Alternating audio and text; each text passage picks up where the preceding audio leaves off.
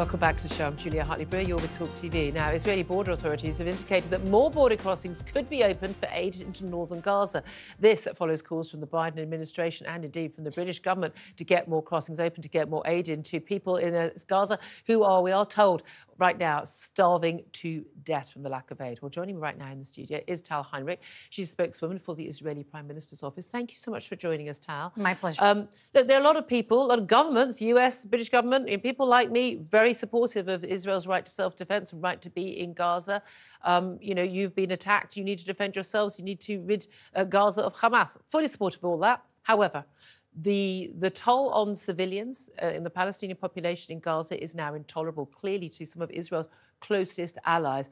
What is going wrong? Why is there not enough aid going in? Because your government keeps saying it is going in, but we're told by people on the ground that people are not getting the aid.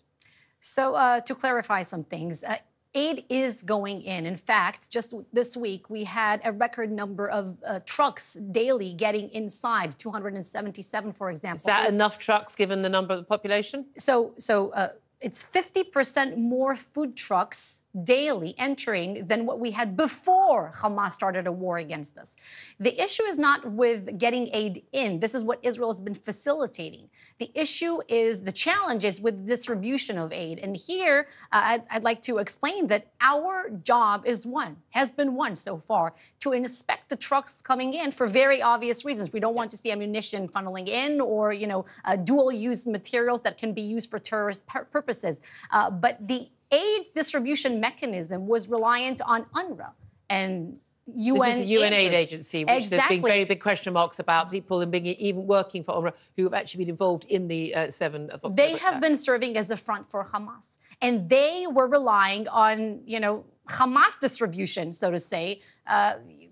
That's what they did, and they utterly failed. This is why there is a backlog of equipment and food and aid waiting on the Gazan side of the border. That has been the case every day since the beginning of the war, but we have placed no limits on the amount of food, of sheltering and medical supplies and water that can enter the Gaza Strip. OK, but hold on a minute. I mean, again, all sounds very convincing. Clearly isn't convincing to either Joe Biden and Kamala Harris in America or indeed to David Cameron, our Foreign Secretary here in the UK. We know there's been a lot of talk behind the scenes. They're also talking publicly, saying that Israel isn't doing enough, making it very hard for your allies, which Britain and America have been the staunchest over the years, to actually support what's going on in Gaza. Now, I think, every right for IDF forces to be going into Gaza, every right for them to be going into Rafah even. I completely support that. I'm afraid there are going to be civilian casualties. I completely accept also that Israel goes further than pretty much any other government in the world to try and prevent loss of life of civilians. But also on the humanitarian aid issue, we've gone to unprecedented lengths, Julia. You say unprecedented lengths, but people are clearly starving and children are dying of malnutrition. So clearly it's not good enough. We want to better this mechanism. We weren't in charge of the distribution mechanism. Again, it was the United Nations international aid groups, and they haven't. And another aid agency take over. They haven't been doing their job. So this is why we're working in coordination now with international partners like the UK government, like the Biden administration, to better this mechanism of aid distribution, and with with the private sector, private contractors inside Gaza, because we want to see the aid reaching the civilians of Gaza. Our fight is not with them. Our fight is with Hamas. Full stop.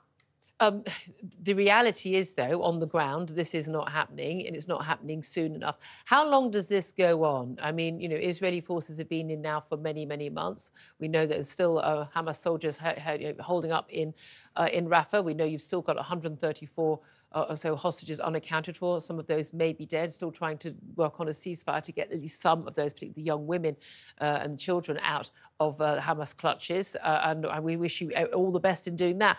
But how long is this tenable to continue? Well, as long as it takes to complete the mission statement as we placed it, as we said. If it's weeks, if it's months, if it's years, it's not going to be.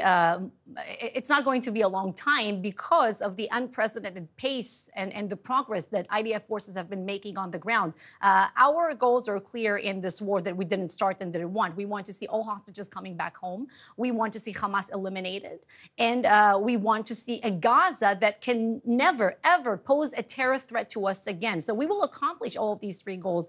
And we have, we've taken out the majority At this point, we're getting close to this point, the majority of the military capabilities, if it's the missile stockpiles, if it's the missile manufacturing capabilities, and if it's the terrorist and the terror infrastructure. The tunnels. We eliminated more than 13,000 Hamas and Palestinian Islamic Jihad terrorists, and on top of that, apprehended thousands, injured thousands, so many of them are immobilized, but we still have these 4 operational Hamas battalions in Rafah that we have to take out. And in terms of a ceasefire, lots of talk about what's going on behind the scenes, trying to get a ceasefire, talks in Egypt, talks in Qatar, elsewhere. What is the likelihood there would be a ceasefire during Ramadan? It starts this weekend, I think. And in terms of getting more of the hostages back, given what we are now learning more and more about the horrors that some of these hostages are enduring? So first, a permanent ceasefire, one that will leave Hamas in power and our stolen people in Gaza, is not even a question. Yeah. What we're talking about is humanitarian pauses in the fighting. We facilitated this in the past, back in November, in exchange for the release of more hostages. We said we will agree to facilitate more of these, and we still stand by it. But the terms that so far have been presented by Hamas in the negotiations have been delusional, as the Israeli Prime Minister referred to them.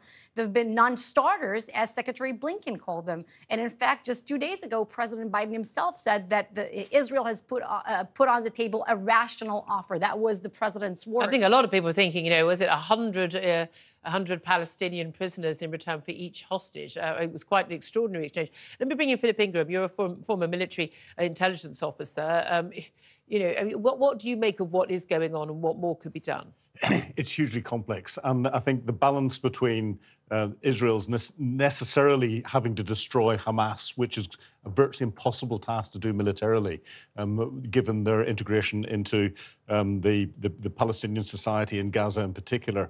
That challenge is really difficult. But the balance between that and providing the aid to the innocent civilians out of there is one that the international community is now saying, we tolerated what was going on beforehand, but in this last bit where you're looking at getting rid of those last 4 battalions, the potential for it to go badly wrong is too great, and we can't deal with it. But that's very difficult. It's a trade-off, though, isn't it, Tal, for you? Because, of course, we are seeing Israel sort of leeching away support from your international friends and allies. That could be an issue in the future.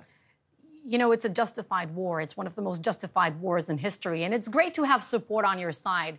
But we're fighting to stay alive. Yeah. We're fighting to stay alive. It's really that simple. I think the one thing Israel is losing is the information war at the moment, and it's getting back on the front foot of that. That's where Israel needs to start to do something to show to the international community all of the effort that is being put in.